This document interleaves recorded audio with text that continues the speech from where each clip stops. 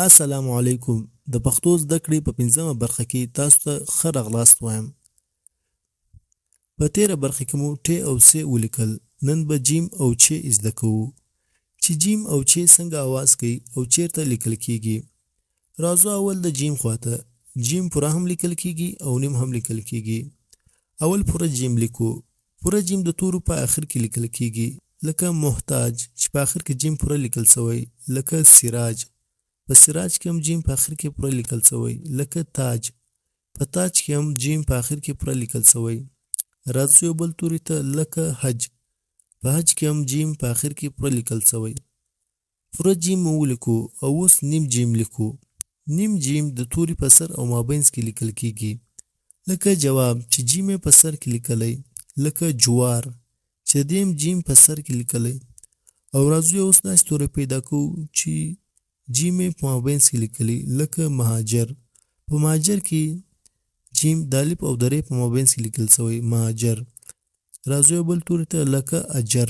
په اجر کې هم د الف او د ر په مابینځ کې لیکل شوی، جیم، اجر. جیم هم پوره ولیکو او هم نیم ولیکو. او اوس راځو د چ خواته.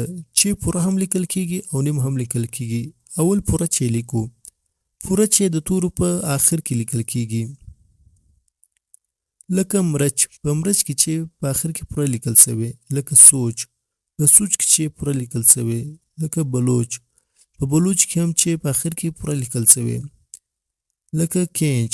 په کینچ کې هم چې په آخر کې پوره لیکل شوی. پوره چې مو ولیکل او اوس د نیمه چې خواته راځو.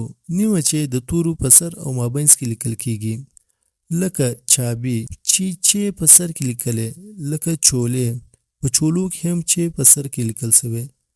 او اوس داسې توری پیدا کوو چې په مابینځ کې لیکلي، لکه موچي. د واو او د ی په مابینځ کې چې ده، موچي. بل توري ته راځو، لکه کچالو. د کاف او د الف په مابینځ کې چې ده، کچالو.